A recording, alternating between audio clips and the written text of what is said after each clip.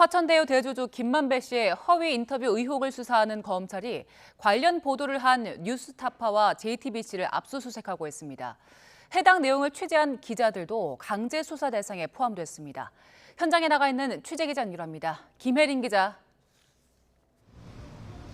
네, 서울 중구 뉴스타파 사무실 앞에 나와 있습니다. 네, 검찰이 언론사 강제 수사에 나섰는데 현장 상황 어떻습니까? 네, 서울중앙지검 특별수사팀은 오늘 오전 8시 50분쯤 서울 중구에 있는 이곳 뉴스타파 사무실 앞에 검사와 수사관을 보내 압수수색 절차를 시작했습니다. 뉴스타파 측은 언론 자유 수호 등이 적힌 피켓을 들고 구호를 외치며 검찰과 2시간 넘게 대치를 벌였는데요. 결국 오전 11시 10분쯤 검찰이 뉴스타파 사무실에 진입하면서 압수수색이 본격화했습니다. 압수수색에 앞서 뉴스타파 김용진 대표는 국민이 아닌 정권을 수호하는 정치검찰의 언론 탄압을 적나라하게 보여준다며 역사에 남을 치욕적인 현장이라고 반발했습니다. 검찰은 뉴스타파와 함께 서울 마포구 JTBC 사옥에도 수사팀을 파견해 압수수색을 벌이고 있습니다. 오늘 압수수색 대상에는 뉴스타파 한모 기자와 봉지욱 전 JTBC 기자의 자택 등도 포함됐습니다. 검찰은 뉴스타파와 JTBC의 부산저축은행 수사 무마 의혹 보도와 관련해 보도 경위와 공모 관계 등을 파악하기 위해 관련 자료 확보에 나선 것으로 파악됐습니다. 공교롭게도 압수수색이 진행된 오늘은 뉴스타파가 검찰 특수활동비 검증 결과를 발표하겠다고 예고한 날입니다. 압수수색이 진행되는 가운데 뉴스타파는 검찰이 특수활동비를 부정하게 사용하고 있다며 기자회견을 진행했습니다.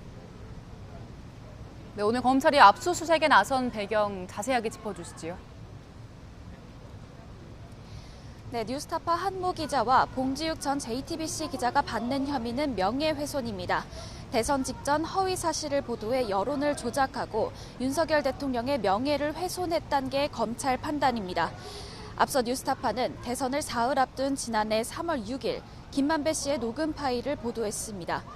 이 파일은 2011년 부산저축은행 수사 당시 대검 중수 이과장이었던 윤석열 대통령이 대장동 대출 브로커 조우영 씨 수사를 무마시켜줬다는 취지로 말하는 내용이 담겼습니다.